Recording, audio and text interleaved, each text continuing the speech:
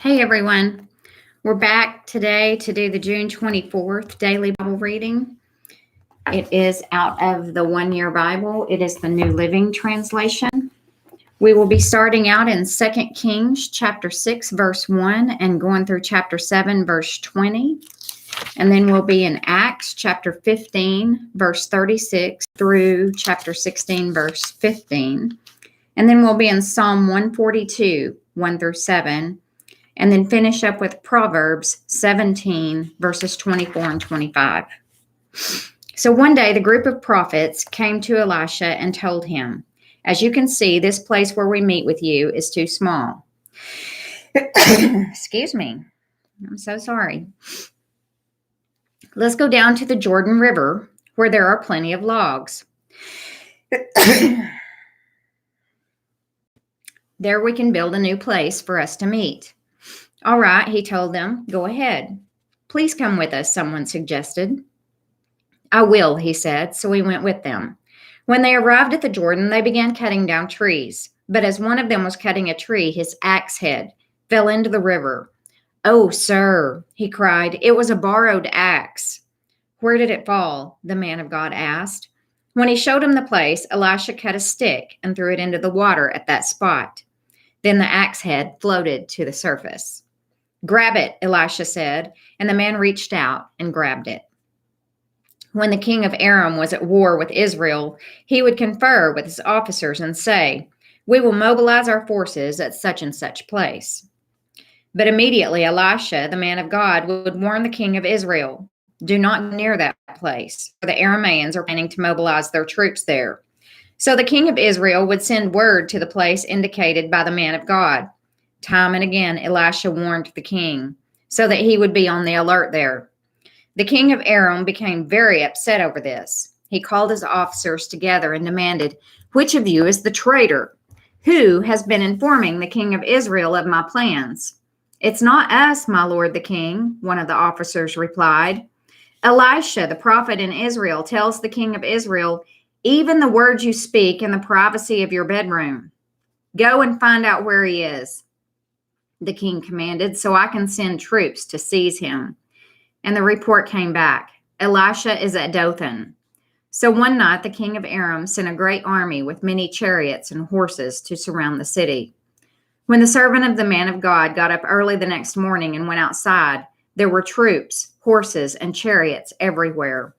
"Oh, sir, what will we do now?" the young man cried to Elisha. "Don't be afraid," Elisha told him, "for there are more on our side than on theirs." Then Elisha prayed, "O Lord, open his eyes and let him see."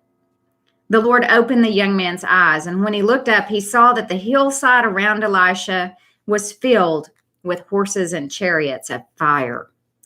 As the Aramean army advanced toward him, Elisha prayed, "O Lord, please make them blind." So the Lord struck them with blindness, as Elisha had asked. Then Elisha went out and told them, "You have come the wrong way. This isn't the right city.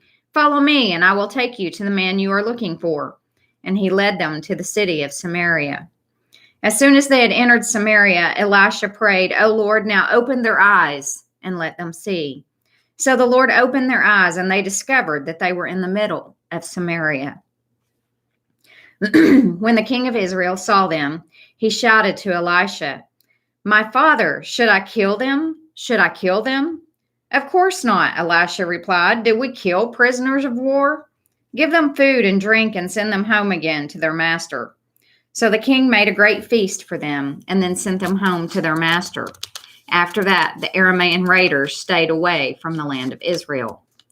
Sometime later, however, King Ben-Hadad of Aram mustered his entire army and besieged Samaria. As a result, there was a great famine in the city. The siege lasted so long that a donkey's head sold for 80 pieces of silver, and a cup of dove's dung sold for 5 pieces of silver. One day, as the king of Israel was walking along the wall of the city, a woman called to him, "Please help me, my lord the king." He answered, "If the Lord doesn't help you, what can I do? I have neither food from the threshing floor nor wine from the press to give you." But then the king asked, "What is the matter?"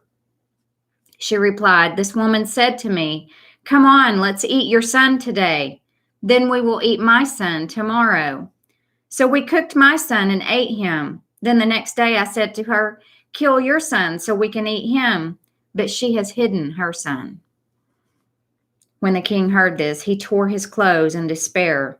And as the king walked along the wall, the people could see that he was wearing burlap under his robe next to his skin. "May God strike me and even kill me if I don't separate Elisha's head from his shoulders this very day," the king vowed. Elisha was sitting in his house with the elders of Israel when the king sent a messenger to summon him. But before the messenger arrived, Elisha said to the elders, "A murderer has sent a man to cut off my head. When he arrives, shut the door and keep him out. We will soon hear his master's steps following him." While Elisha was still saying this, the messenger arrived. And the king said, "All this misery is from the Lord. Why should I wait for the Lord any longer?" Elisha replied, "Listen to this message from the Lord. This is what the Lord says. By this time tomorrow in the markets of Samaria, 6 quarts of choice flour will cost only 1 piece of silver, and 12 quarts of barley grain will cost only 1 piece of silver." The officer assisting the king said to the man of God, "That couldn't happen even if the Lord opened the windows of heaven." But Elisha replied, "You will see it happen with your own eyes, but you won't be able to eat any of it." Now there were 4 men with leprosy sitting at the entrance of the city gates. "Why should we sit here waiting to die?" they asked each other. "We will starve if we stay here, but with the famine in the city, we will starve if we go back there. So we might as well go out and surrender to the Aramaean army.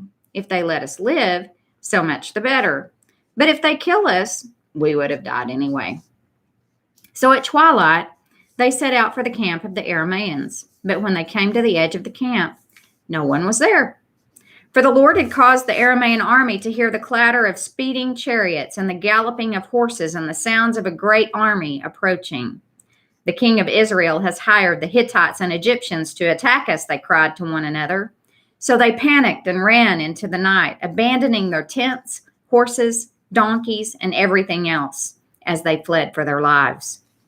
When the men with leprosy arrived at the edge of the camp, they went into one tent after another, eating and drinking wine, and they carried off silver and gold and clothing and hid it. Finally, they said to each other, "This is not right. This is a day of good news, and we aren't sharing it with anyone. If we wait until morning, some calamity will certainly fall upon us. Come on, let's go back and tell the people at the palace." So they went back to the city and told the gatekeepers what had happened. "We went out to the Aramaean camp," they said, "and no one was there. The horses and donkeys were tethered and the tents were all in order, but there wasn't a single person around." Then the gatekeepers shouted the news to the people in the palace. The king got out of bed in the middle of the night and told his officers, "I know what has happened. The Aramaeans know we are starving, so they have left their camp and have hidden in the fields. They are expecting us to leave the city, and then they will take us alive and capture the city." One of his officers replied, "We had better send out scouts to check into this. Let them take 5 of the remaining horses. If something happens to them, it would be no worse than if they stay here and die with the rest of us." So 2 chariots with horses were prepared, and the king sent scouts to see what had happened to the Aramaean army. They went all the way to the Jordan River, following a trail of clothing and equipment that the Aramaeans had thrown away in their mad rush to escape. The scouts returned and told the king about it. Then the people of Samaria rushed out and plundered the Aramaean camp. So it was true that 6 quarts of choice flour were sold that day for 1 piece of silver, and 12 quarts of barley grain were sold for 1 piece of silver, just as the Lord had promised. The king appointed his officer to control the traffic at the gate, but he was knocked down and trampled to death as the people rushed out. So everything happened exactly as the man of God had predicted when the king came to his house. The man of God had said to the king, "By this time tomorrow in the markets of Samaria, 6 quarts of choice flour will cost 1 piece of silver, and 12 quarts of barley grain will cost 1 piece of silver." The king's officer had replied, "That couldn't happen, even if the Lord opened the windows of heaven. And the man of God had said, "You will see it happen with your own eyes, but you won't be able to eat any of it." And so it was, for the people trampled him to death at the gate. We now go to Acts chapter 15, beginning in verse 36. After some time, Paul said to Barnabas, "Let's go back and visit each city where we previously preached the word of the Lord to see how the new believers are doing." Barnabas agreed and wanted to take along John Mark, but Paul disagreed strongly, since John Mark had deserted them in Pamphylia and had not continued with them in their work. Their disagreement was so sharp that they separated. Barnabas took John Mark with him and sailed for Cyprus. Paul chose Silas, and as he left, the believers entrusted him to the Lord's gracious care. Then he traveled throughout Syria and Cilicia, strengthening the churches there. Paul went first to Derbe and then to Lystra, where there was a young disciple named Timothy. His mother was a Jewish believer, but his father was a Greek. Timothy was well thought of by the believers in Lystra and Iconium, so Paul wanted him to join them on their journey.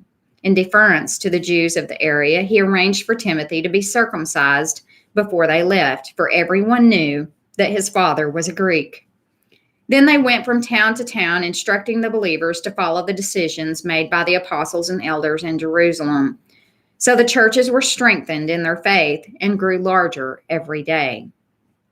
Next, Paul and Silas traveled through the area of Phrygia and Galatia, because the Holy Spirit had prevented them from preaching the word in the province of Asia at that time. Then, coming to the borders of Mysia, they headed north for the province of Bithynia. But again, the Spirit of Jesus did not allow them to go there. So instead, they went on through Mysia to the seaport of Troas. That night, Paul had a vision. A man from Macedonia in northern Greece was standing there, pleading with him, "Come over to Macedonia and help us." So we decided to leave for Macedonia at once, having concluded that God was calling us to preach the good news there. We boarded a boat at Troas and sailed straight across to the island of Samothrace,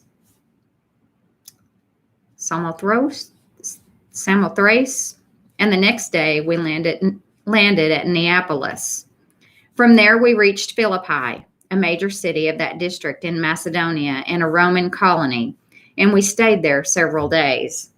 On the Sabbath, we went a little way outside the city to a riverbank where we thought people would be meeting for prayer, and we sat down to speak with some women who had gathered there.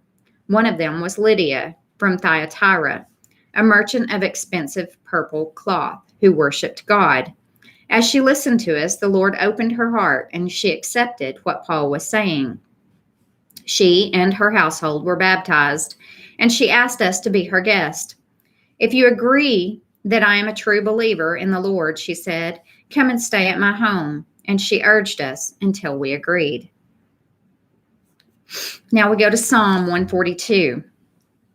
It's a psalm of David regarding his experience in the cave, a prayer. "I cry out to the Lord. I plead for the Lord's mercy. I pour out my complaints before him and tell him all my troubles. When I am overwhelmed, you alone know the way I should turn. Wherever I go, my enemies have set traps for me. I look for someone to come and help me, but no one gives me a passing thought. No one will help me. No one cares a bit what happens to me. Then I pray to you, O Lord. I say you are my place of refuge. You are all I really want in life. Hear my cry, for I am very low. Rescue me from my persecutors, for they are too strong for me. Bring me out of prison so I can thank you. The godly will crowd around me, for you are good to me." We finish up today with Proverbs 17, verses 24 and 25.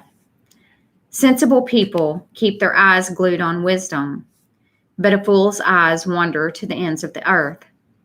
Foolish children bring grief to their father and bitterness to the one who gave them birth." And that concludes the June 24th Daily Bible Reading. Thanks for joining in, and we'll be back with June 25th.